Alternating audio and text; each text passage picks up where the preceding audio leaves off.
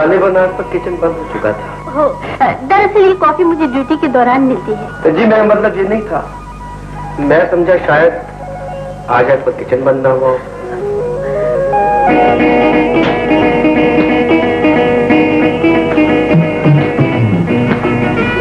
ये लीजिए। जी वो सर्दी से शायद आप परेशान हो गए। जी नहीं, लेकिन ये तो आपके लिए है।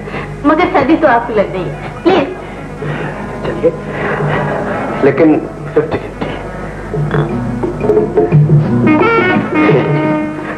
मतलब